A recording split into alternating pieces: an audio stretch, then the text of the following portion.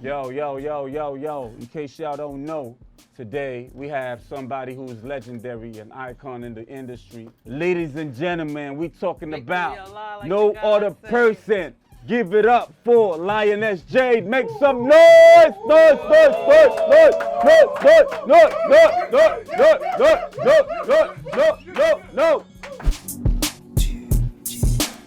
To the square.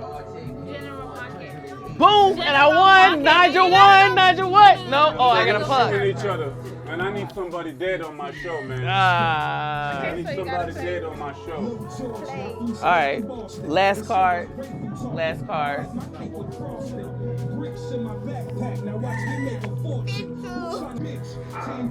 Give me 10. 12. 10. I can't see who's gonna die, man. I can't wait to see who's gonna die and who's gonna live. I got 12. I can't wait. All right, we good. She got me. Who's shooting each other? I'm shooting her. She's shooting me. Shoot up real quick. I need somebody dead But on you the know, show. it was a little Right suspect. you know, Lioness Jade. Yep. It's good to be in the motherland. It's beautiful. You know, I could see you still rocking the African attire. That shows like you actually love the African fashion and Pan-Africanism as an ideology. As an ideology, as a foundation, as how I move, right? So we have to connect from the diaspora, from America to the continent in order for us to capitalize on the time period that we in. And most people don't even understand the time period that we in. Meaning that we don't understand that, you know, power structures and Western civilization and those type of structures only last for a certain amount of time based on history.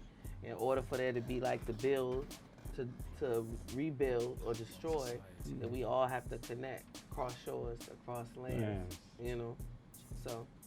But it's still one race under Right. God, despite indeed. they got black and white. Indeed. Okay, so. But I can't worry about anybody else. Yeah. So we, meaning we on the continent, we in the Caribbean, we in Brazil, we in America, have got our things together at a certain level. Then we can worry about everybody else, because everybody else ain't worrying about us. Okay, so what's your journey like? Like, you know, true, like hip hop as a poet, as a lyricist, and being the only female in a legendary crew called the Tribe of Judah. Can you give us the journey through how all that started? Yes, I'm a poet first. I started doing spoken word at 12 years old, which is the same amount at the same time as when I became conscious, what they call woke, Afrocentric, Pan-African, whatever word you want to use. Yeah. I was 12. Okay. I read a book called Die Nigga Die Right, H. Rap Brown, was a part of like, H. you know, Brown, the Black Black Power Liberation Movement, Yeah. you know, like with Kwame Ture, in that whole era, Bob Marley, Fela, that whole 70s, 80s, whatever. So I read that. The revolution. Wrote my first poem, and then I used to just be a poet that freestyled. Black Moon, etc. I met all of them at a record store, and I became real cool with them. And so we would I would do open mic, like poetry, open up. Like I opened up for them in Queens with Biz, Onyx was there, etc. And then when the Millions More movement happened, the Million Youth March with Khalid Muhammad, I was supposed to speak for Still from for Smith and Wesson, Cocoa Brothers. I was supposed to do a spoken word, but Rudy Giuliani, they kept changing the time. Giuliani, he's cocky, right? Like and then he was, you know, this the dude that got all of the fame now with the Trump. New York mayor at that He time. was the mayor at the time. But like they literally had like snipers on the roof. As soon as we got off the FDR, like it was a whole situation. They pop you. Yeah, it was like a whole situation. I didn't get to perform there, but through Smith and Wesson, one of the managers was also the brother of someone in my clique. So I met my clique, Tribe of Judah, because of boot camp. Because of BCC. basically Still, BCC. The whole boot camp clique. And we would like do shows to open up. Like if they came to DC, they'd be like, yo, Lioness, blah, blah, blah. We rocked a lot with Dead Prez. Oh. We did some Stick shows. Man and M1. M1. We did some shows. We did some opening for them. We did some stuff for, I don't know, anybody you can name of it. You can name. You know what I'm saying? But this was like the pre-social media era, right? And so like the 90s.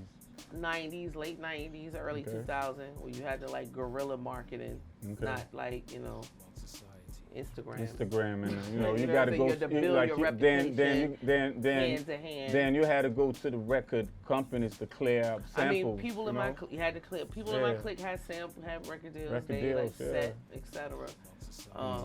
So that's the music part. But the whole time I was always doing the community work because hip hop, since its inception, however it's been hijacked at many different points in the culture, hip hop was about community work. Like, don't push me close to the ledge. Like how hip hop originally was birthed. It was birthed in the Bronx out of lack of like arts program, out of lack of poverty, out of lack of the crack era. Yeah. You know what I'm saying? The emergence like of the crack era. Early 80s. The early 80s, exactly. You know what I'm saying? That all kind of like spread to VA, where I'm from Richmond. Okay. And so, and I was my pops is like from the south side of Chicago. Okay. So we were taught like if you to any of us, all of us are free, nobody is free. So whatever you do, you have to like create a legacy.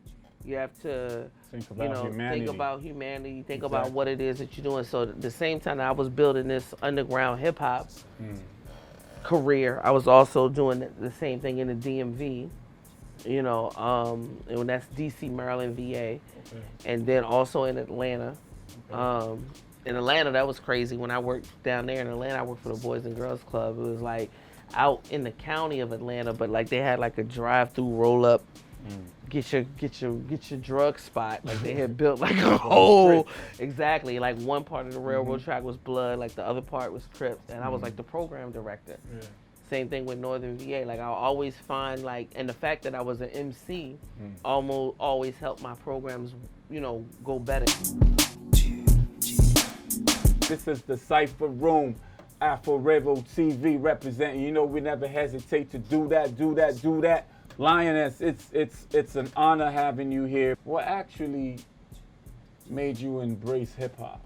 Was it somebody? Was it an experience? Was it some melancholic type of No, I mean, I think it's just the era I grew up in. I think it was the era I grew up in, and then again, my older brother, rest in peace, who died 3 years ago. My brother Astro Huge. He's the one that made me start back doing hip hop. Matter of fact, let's have a moment of silence for Jay. Toast to Jay. Minute of silence. But I think we watched Rap City. Like I grew up in my 80s. You know what I'm saying? Super late 70s, 80s, 90s. I grew up in the era when hip hop was being birthed. You know what I'm saying? That's the Curtis Blow era. Not really. No more like 90s. You know what I'm saying? Smith & Wesson, Wu-Tang, Fugees, etc. That whole golden era. Nas. And so So which of these rappers you met, physically? I met Inspector Deck. We used to rock with Boot Camp. We opened up for Meth and Fred. We rocked before with Roots in DC. Because my crew was in Richmond, I was in DC, and then we would go to like Virginia Beach. And Virginia Beach Tidewater is another part of Virginia Beach. It's kind of like the island. It would be the equivalent of the island here. Pharrell, Missy. They all from VA. They all from VA. Clips. The Clips is from VA. Magoo. Yeah. Where'd I do? I don't know. So, look, I'm not trying to be like Nori. He was on his own vibe. Bless everybody. So basically, Poetry and emceeing. Which one do you got more passion for? So poetry is easier because I started writing when I was 12. Freestyling is even easier. Like improvise. Improvise off the top of my mind. You know what I'm saying? How long can you go on off the top? Like when I'm not rusty, like when I I've had certain mentors through my career. One of them was Inspector Deck from the Wu-Tang. You know what I'm saying? I met Wu-Tang at Delaware State homecoming. And so it was the whole, just like, you know, the rebel lioness, the rebel lioness. And one thing I respect about him is like he treated me as an MC. Part of the times when you're a female MC, I got in so many unnecessary battles just because we be in the cypher. Then the cats say I can rhyme as good or better than you. And then I got to battle you, you know. But Deck like treated me like an MC. He met me when I was right before I still hooked up with Tribe of Judah and was like, yo, Lioness, you got to get your freestyles. Because my freestyles was better than my written. Your freestyles will sound like you're written. Because I'm really a poet at heart. But I like the freestyle, I like hip hop, I like the culture, you know, and I like the community work. Oh, beautiful. Okay, like now, like, you know, the game don't change now. Like you see like a lot of MCs, you know, on skinny jeans. The rhythm of the music is like they on drugs, like they mumble, like, you know, it's like, you know, like a vibe that's like moving down in the industry. So like, but see, like how'd you picture that? Do you see that as a form of a new trend in music, or? I mean, I think it's a new trend, but I think there's the industry and then there's the culture. Yeah. The culture is the culture. It has nothing to do with the industry. It has nothing to do with the flame or who's the Grammys. The culture is the culture that you live regardless. You know what I'm saying? I'm a part of hip hop culture because I grew up when hip hop was being birthed. So it's something that I can't ever stop doing. And the culture ain't just rhyming, right? If you follow KRS-One or anyone that documented the culture is emceeing, DJing, b-boying, graffiti, you know, and then if you go with KRS-One's philosophy is beyond that. It's street entrepreneurship, so like, which goes to community, black power, economic development. Like KRS-One actually dropped that as a element in hip hop. Right. And if you actually check all the rappers and lyricists that have actually made it in the industry, they all broke through that mental slavery thing and went into the black entrepreneurship. So like you being somebody who works for the nonprofit organization that's Be Strong Families, right? So Be Strong Families, right now I'm a chief program officer for them. They're a national nonprofit located in Chicago and LA. And it's kind of like they do a lot of training for other nonprofits. I've been there about a year and a half. Actually, it'll be 2 years in November. But before that, I was the CEO of a local nonprofit in VA called Trinity Family Life Center. We were a national model for, you know, UPS, the Brown. They have these different philanthropic foundations. So there's one called Casey Family Programs. We were a national model for them for 5 years, along with the MLK Center in Atlanta. That's Dr. Martin Luther King's church. Warnock, who is their pastor, who's the news senator. It was on the news when they had the whole election. He's like a congressman or a senator, Raphael Warnock. And then it was Union Theological Seminary, which was out of Columbia University. So we were 3 national models. So the Life Center is something that my father, like legacy, something my father envisioned. It was 29,000 square feet, black owned, built by a black church. There was a fitness center, a child development center, a full-size gymnasium. We rented space and a restaurant. And it's set on 14 acres of land. We had an urban garden. Beautiful. You know, my man, shout out to Deron Chavis, Brother Manifest. He does something called a Happily Natural Day in VA and Atlanta. But he also helped build the urban garden. And so so just doing those type of community pop, because really those type of community programs, that's what hip hop is about, right? And that's the way that it started. So there's what's known, you know, what's played on the radio, what's whatever, but the culture is a network unto itself, you know, and that's what I was saying about you know, I have people to be like, yo, Lioness, where's your whatever, you know, where's this? I've been waiting for this, and that's from doing shows in the 90s to the 2000s. And word of mouth. Like I said, like Method Man on Belly. I rolled dolo from state to state. You know, you know what I'm saying? But I was rolling with Tribe of Judah. So Tribe of Judah was also part of the Super Friends, to give you some history. I know a couple of them in the Super Friends, like Kalanji and Danger Mouse. Mad Skills. So Kalanji and Who was a part of the Super Friends. I know those dudes. And then they became Tribe of Judah. how do you see music like or poetry so I as can't, an art? As an art, I think Yeah. I'm definitely on the upper echelon of the art. I'm on some Nina Simone, Lauryn Hill. No, I love Nina Simone. You know, like Lauryn Hill hasn't created music because she didn't want to be enslaved by the record. Parody. You know what I'm She saying? didn't want to be Right. like, you know, the parody stuff. But I don't blame the younger generation or the quote unquote mumble rap or the, you know, like I like of the Migos. Okay. I like Kendrick. I like Dave East. It's certain people from the millennial and younger generation that I rock with. Yeah. But I think that it started before them. It's not their fault. You know, it started with the materialism. Most of them, like, you know. They're just following the trend from what happened in the late 90s. And I think there's a space for everything. It doesn't matter if you want to rap about money, clothes, cars, bitches, hoes, whatever. It's fine. That's not the issue. The issue is that the conscious hip hop, you know what I'm saying? The hip hop that talks about something else, that's like you vibing in the ancestral call. The hip hop that's the connection from Babylon as America to Africa, right? The griots, the ancestral energy. That hip hop that was originally birthed is not given enough of the same energy and the same level as the other shit. We fly. Like what I didn't notice, having been to Ghana, Zanzibar, now Nigeria, black people are black people wherever we go. I know, but like, you know what I'm saying?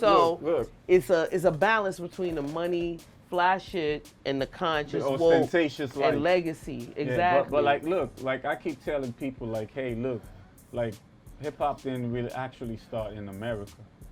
No, it started with the griots. I mean, it's Like an African tradition that's been molded. The griots, what the people, like, you know, I mean, the first slaves that came to Africa was tag Jesus. You know what I mean? Like, you know, fucking Colonshon, you know, the Kemet, you know, all that knowledge about Egypt and everything. So, but like, these people were like, you know, taking, even brothers sold brothers even as blacks. Yeah. You know, but like what I'm saying now is like what's actually the emancipation for a black man, knowing that the white man is like more of the superior being in the society. So only superior in theory, but I know what you mean, in society. As far as the machines. You know what I'm saying? The money, etc. But I think like connections like this one, like you and I, you know what I'm saying? Other people that I know, like hip hop. I think that's the beauty of hip hop, is expand across cultures, not even just connecting Africans in the diaspora, whether in America or the Caribbean to Africa, but all like, so Asian, Indian. Hip hop is a worldwide phenomenon. You know, and so, and again, if we would focus more on the culture than rap, which is one part, I think it could be used as an instrument, you know, on some Pan-African vibe, you know, like on the Kwame Nkrumah, the Fela vibe. Like, what is it that we need to, how do we need to connect, right? Like Sandra connected, like Fela connected with the sister Sandra. You know what I'm saying? Like, once we start having more trade and more connections between Africans in America and Africans on the continent, you know, that's a game changer. That's what they don't want. You know what I'm saying? There's profit and division and keeping us not talking to each other and keeping us ignorant and keeping us not aware. And then it's keeping, you know, you got like Africans on the continent who view African Americans a certain way because of hip hop, right? Everybody's hoes, vixens, drug dealers and shit. You know what I'm saying? Then on the other side, everybody in Nigeria with all these buildings and all this technology with a hut set. You know what I'm saying? Like that's the mentality they portray in America. Real. Right now, Lioness, you gotta choose options. You gotta choose one, or two. It's a game. Okay, Michael Jackson and Prince. Prince. I'm just saying, he paid 18 instruments. Prince. Okay, Bob Marley, Fella. Really? I can't even answer that and make it out of this room, yo. I'm in Nigeria. How you gonna answer me that?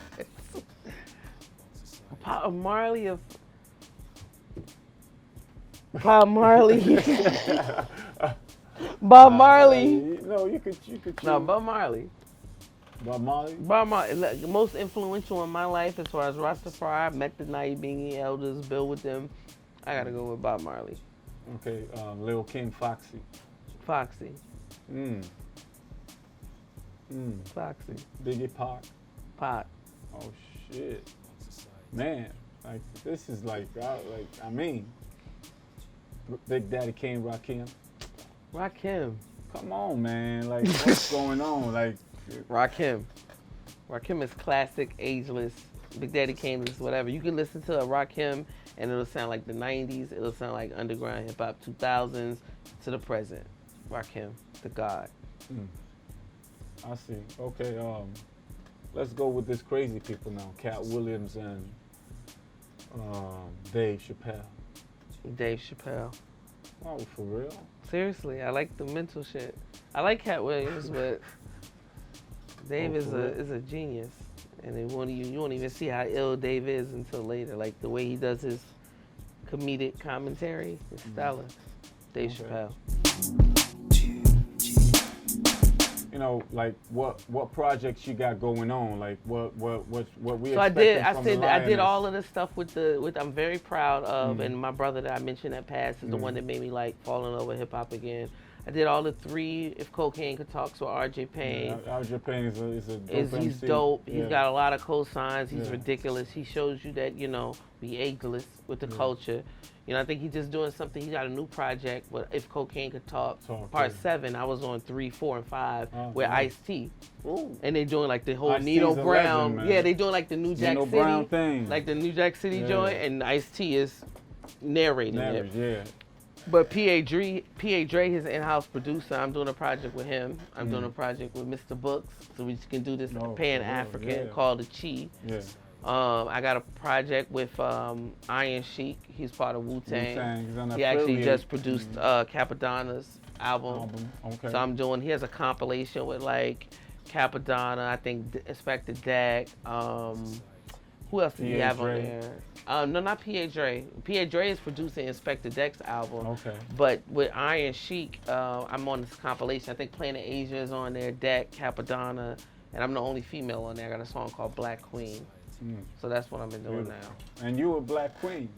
Facts. Because see your attire, like people won't actually see you as a real Black African American, and you living in Virginia. They're gonna feel like But we all African. I know we all African, but like if somebody sees you, they're gonna just feel like you a number Nigerian just because of the way you dress. Because you know what, like I told you, Black people are Black people wherever we are. Having been to the continent and then knowing people from what I know, like the way we move, taking forever. You know what I'm saying? Word. The food, the vibe, like it might be nuanced by culture and location, but we got the same swag, the same energy, the same mind state everywhere. Yeah, it's an honor having you here. I have something that I do to all the legends and people who come to my show. I crown them and give them their roses like that because they're queens and they're kings. And that's what it's called, the Cypher Room, the coronation. I would get fit on my high ponytail. Definitely, you could adjust it in a way that I could tilt it because we the Africans, we stylish, we tilt our hats. We don't wear them like the white people do. You know what I mean? And it's an avant-garde show, like we keep it real, we tell the truth, we speak on positive stuff and everything. You know what I mean? So like, there you go. The song goes, personal flicks for the thumbnail. So you see the band by TV show that played us? Take the backstage niggas. Okay, you ready? Yeah, I'm gonna spit to this so we can be out. So I need the shot.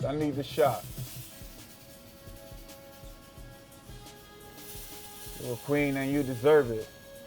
Thank you, yo. Yeah. Yo.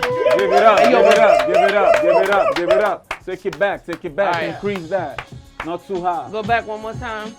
I've enjoyed y'all. Yo, this is beautiful. I love Lagos. Y'all are dope. Please, peace. You know y'all move on your own type of time like Davies. All right, we got him. Rain, lightning, and ice. I plunder the game. I write and precise. One hand for that spree well choke. The other for the Ruger smoke. Make the blood smoke. SR9C. I love to see them underestimate me. Like Teresa Mendoza. You can try over and over. I never bow down or get run over. Cause when it escalate, I decimate. Laugh that they took the bait. Those that know me know that I create high art well worth the wait. I be trying to balance all these many talents on my plate. Man, listen, in any arena I glisten with a keener precision. It's Lioness, yo, tribal incision, cause it's now be free. I'm so spitting free to ban by TV. But I'm a real MC, chilling with the Lioness. Come true, man, we still good, that finesse.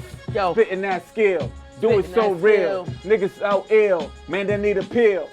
They call me Mr. Books, cause I flip the pages. Catch me outrageous, man, I climb the stages. You see me count the stages, it's stages when I spit. It's Lioness easily with the gold mic in my grip. Cause it's royalty, I only deal with loyalty.